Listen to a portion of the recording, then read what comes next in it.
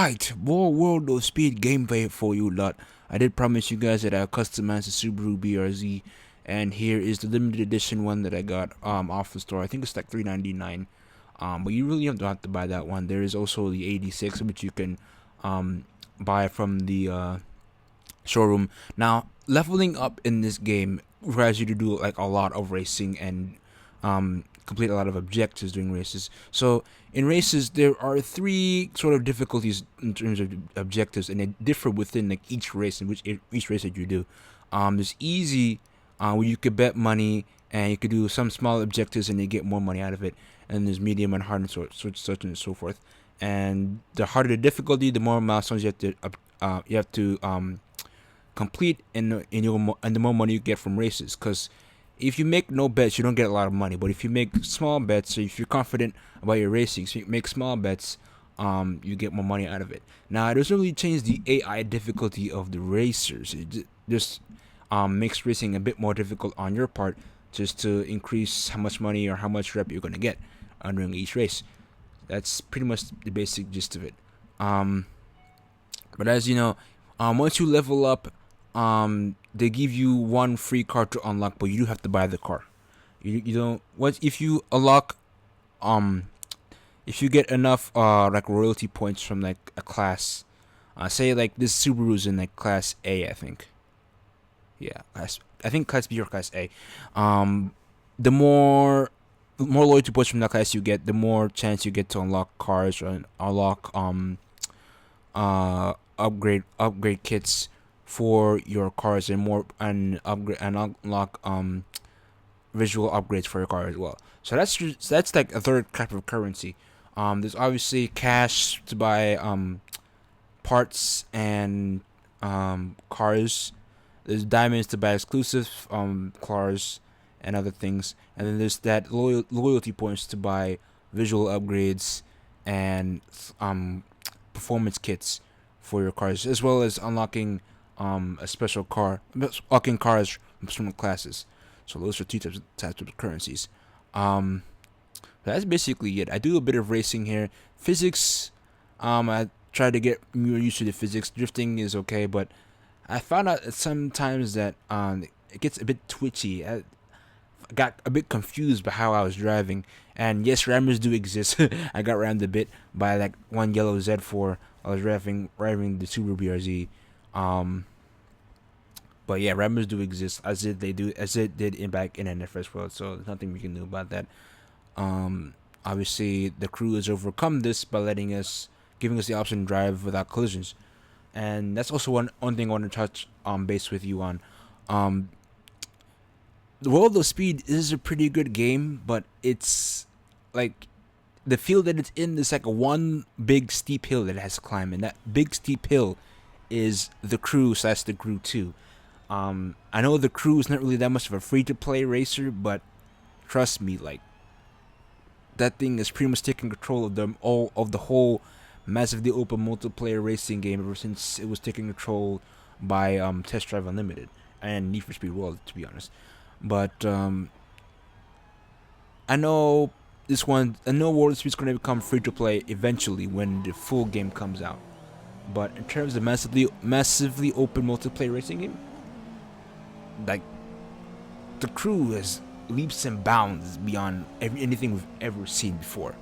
So if World of Speed is going to do well, they have to implement some things from the crew that made it do well and stuff. I know there's some things that are pretty much, I don't know, out of its like league, like different car specs and like all that stuff, and maybe cruising, because World of Speed is set in different parts of the world, not like one big whole country. And in the cruise case, it's in America, but they have to implement some things that would make it stand out of any other free to play racer.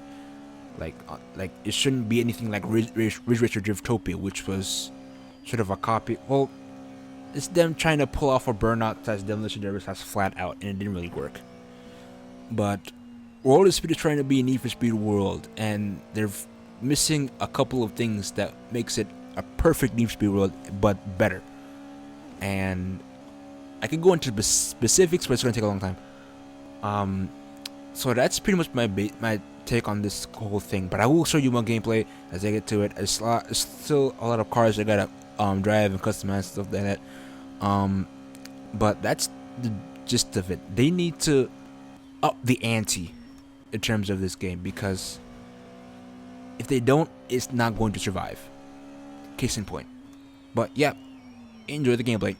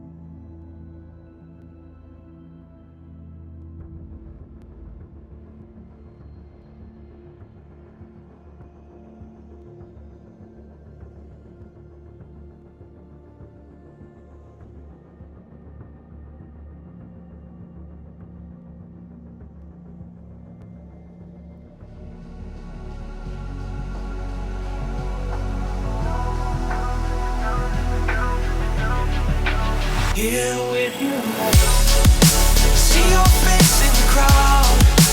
You don't seem so far away. Nothing between us is empty space, empty space.